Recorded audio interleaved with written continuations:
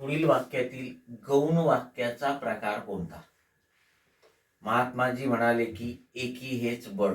आता लक्ष द्या, गौण वाक्य म्हणजे काय? पहिली महत्वाची गोष्ट म्हणजे गौण वाक्य हे मिश्र वाक्यामध्ये येते, कारण मिश्र वाक्यामध्ये एक प्रधान आणि एक किंवा इतर गौण वाक्य जोडलेली असतात.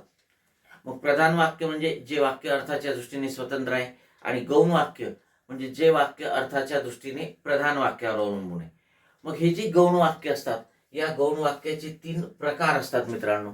त्याच्यामध्ये एक असते नामवाक्य, ठीक आहे, त्याच्यानंतर विशेषण वाक्य आणि क्रियाविशेषण वाक्य, असे 3 प्रकार हे गौण वाक्याचे प्रकार आहेत. मग आता लक्षात घ्या की ज्या मिश्र वाक्यामध्ये स्वरूप बोधक गौणत्वसूचक उभयान्वयी अव्यय वापरलेलं असते, अशा वाक्यामधलं जे गौण वाक्य आहे हे गौण वाक्य नामवाक्य असते. म्हणजेच ते वाक्य नामाचं काम करते किंवा नामाच्या ऐवजी तिथे आलेलं असते.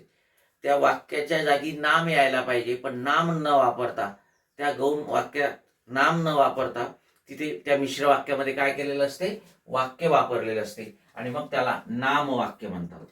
पुन्हा एकदा सांगतो की हे मिश्र वाक्य आहे, कारण की या स्वरूपबोधक गौणत्वसूचक उभयान्वयी अव्ययांनी जोडलेलं आहे.